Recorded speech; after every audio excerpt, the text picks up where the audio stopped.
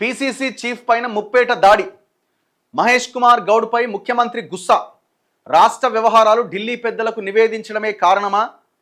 బండి అంశంలో పార్టీకి నష్టం జరిగిందని నివేదించిన పీసీసీ అధ్యక్షుడట. దాంతో మహేష్ గౌడ్ టార్గెట్గా ఒక వర్గం మీడియాలో కథనాలు, కావాలనే కల్పిత కథనాలు. అన్నింటికీ కాలమే జవాబు చెబుతుంది. పనితీరును నిర్ణయించాల్సింది మా పార్టీ క్యాడర్. మహేష్ గౌడ్ యాక్చువల్గా ఏంది ఇది? పీసీసీ అధ్యక్షుడు మహేష్ గౌడ్ మీద ఈ దాడి అంటే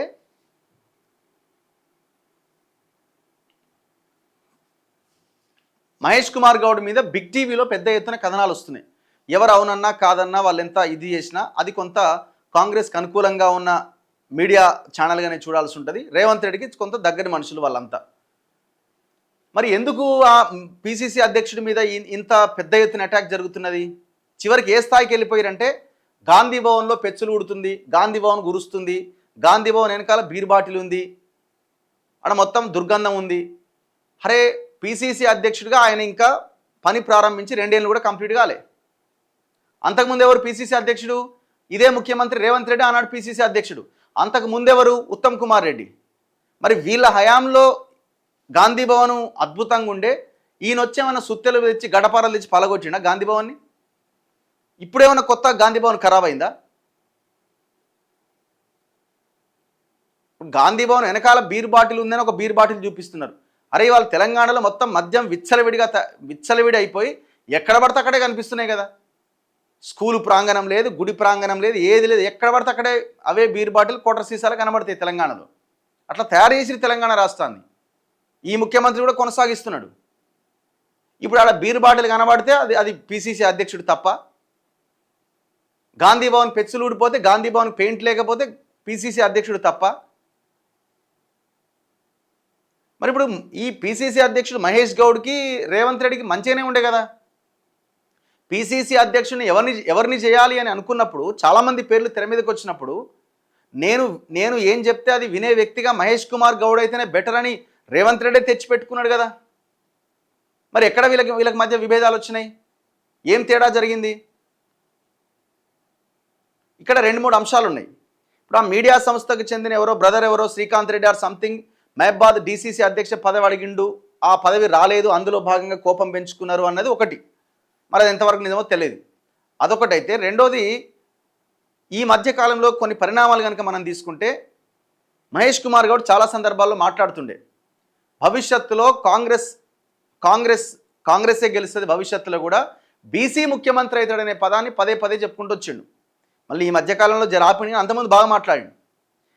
ఈ లైన్ ముఖ్యమంత్రి రేవంత్ రెడ్డికి నచ్చకపోయి ఉండొచ్చు.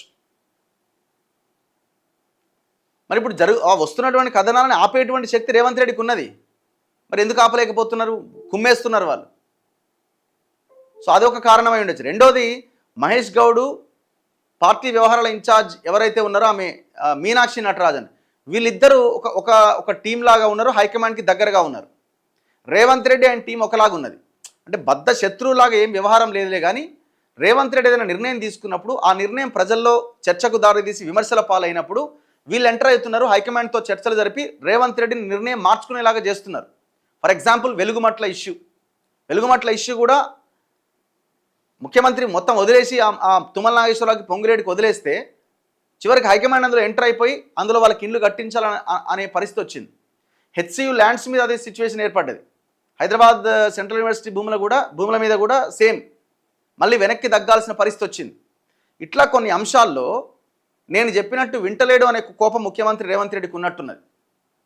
ఇప్పుడు ఆ వార్తల్లో ఇంకోటి రాస్తున్నారు ఏంటంటే, ఆయన గాంధీ భవన్కే వస్తలేడు, ముఖ్యమంత్రి సెక్రటేరియట్కి వస్తుండా ప్రతిరోజు? ఇప్పుడు ఆయన గాంధీ భవన్కి రాకపోతే నష్టం పార్టీకి అవుతుందేమో, కానీ ముఖ్యమంత్రి సచివాలయానికి రాకుండా ఆయన ఇంటి దగ్గరనే 60 కోట్లతో ఉన్న బిల్డింగ్లోకి వెళ్ళడం వల్ల ప్రజల్లో తప్పుడు సంకేతాలు వెళ్తాయి. ఇప్పుడు 60 కోట్లతో అక్కడ బిల్డింగ్ నిర్మించుకోవాల్సిన అవసరం ఏముంది? ఆయన ఇంటికి దగ్గరగా సచివాలయంలో 6th ఫ్లోర్ ఉన్న తర్వాత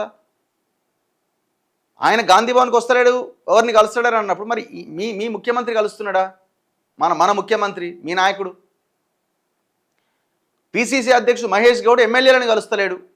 ముఖ్యమంత్రి రేవంత్ రెడ్డికి ఎమ్మెల్యేలకి మధ్య మంచి బంధం, మంచి సఖ్యత ఉందా? చెప్పండి మీరు, అది చెప్పండి. ముఖ్యమంత్రికి మంత్రుల ఎమ్మెల్యేలకు మధ్య సఖ్యత లేదు, అసలు ఎవరిని పట్టించుకోవట్లేదు అనేది పెద్ద అలిగేషన్ కదా రాష్ట్రంలో. తర్వాత ఆయన కొంత ఏదో చేంజ్ అయినట్టున్నాడు. ఎన్ఎం శ్రీనివాసరెడ్డి లాంటి లీడర్లు అయితే బహిరంగంగా విమర్శలు చేసిర్రు, బహిరంగంగా ఓపెన్గా మాట్లాడిరు కదా. మరి మరి దీనికి ఏం సమాధానం చెప్తారు? ఇప్పుడు పిసిసి అధ్యక్షుడిగా మహేష్ గౌడ్ ఫెయిల్ అయ్యిండని అంటున్నారు. సర్పంచ్ ఎలక్షన్లో మేమే గెలిచినాం అని అంటున్నారు కదా. నేను ముఖ్యమంత్రి, పిసిసి అధ్యక్షుడు మహేష్ గౌడ్ ఇద్దరం కలిసి పనిచేసినామని రేవంత్ రెడ్డి అంటున్నాడు కదా.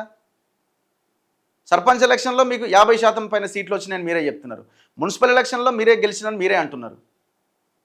ఇప్పుడు ఆయన నిజామాబాద్ విషయానికి వస్తే నిజామాబాద్లో 5 మున్సిపాలిటీలు గెలిచారు. మరి నిజామాబాద్ అంతా ఆయనే చూసిండు కదా. మరి మరి ఇది విజయం కాదా? జూబ్లీహిల్స్ ఉప ఎన్నిక గెలిచారు కదా. అదే పిసిసి అధ్యక్షుడిగా రేవంత్ రెడ్డి ట్రాక్ రికార్డు చూద్దాం. సరే, అప్పుడు పవర్లో లేకపోయి ఉండొచ్చేమో. హుజురాబాద్లో 3000 ఓట్లు వచ్చినాయి. ఇంకా ఏ ఎలక్షన్ ఆ రోజు జరిగిన అన్ని ఎలక్షన్లు ఓడిపోయారు. ఆనాడు జరిగిన జిహెచ్ఎంసీ ఎలక్షన్లో 2 కార్పొరేటర్లు గెలిచారు. మరి ఇదంతా మరి అప్పుడు రేవంత్ రెడ్డి ఫెయిల్యూరా? పిసిసి అధ్యక్షుడిగా రిజల్ట్స్ వస్తలేవు, ఆయన ఫెయిల్ అవుతున్నానంటే ముఖ్యమంత్రి కూడా ఫెయిల్ అయినట్టే. ముఖ్యమంత్రి నేను చెప్పిన వ్యక్తి ఉంటాడు అని ఆయన తెచ్చుకున్నాడంటే ముఖ్యమంత్రి ఫెయిల్ అయినట్టే ఇక్కడ. అంటే ఇదంతా కూడా కావాలని ఏదో ఆయన మీద బురద జల్లే ప్రయత్నం చేస్తున్నట్టు కనబడుతున్నది. రెండోది ఏంటి అంటే ఆయన మంత్రి పదవి కావాలని ఒక ప్రయత్నం చేస్తున్నట్టు కొన్ని వార్తలు వస్తున్నాయి.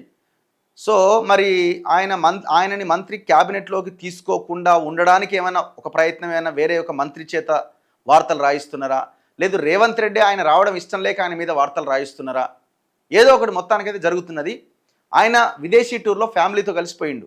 ఆ విదేశీ టూర్లో ఉండంగా ఈ బురద ఆయన మీద జల్లే ప్రయత్నం చేస్తున్నారు. రాయమనండి, అదే ఛానల్ని పొంగులేటి శ్రీనివాసరెడ్డి మీద కథనాలు రాయమనండి. చలో పోదాం 373 ఎకరాల నాదర్గుల్ భూముల మీద, వెలుగుమట్ల మీద ఎందుకు మీ దాంట్లో వార్తలు రాలే? ఇవన్నీ ప్రజలకు సంబంధించిన ఇష్యూస్ కదా.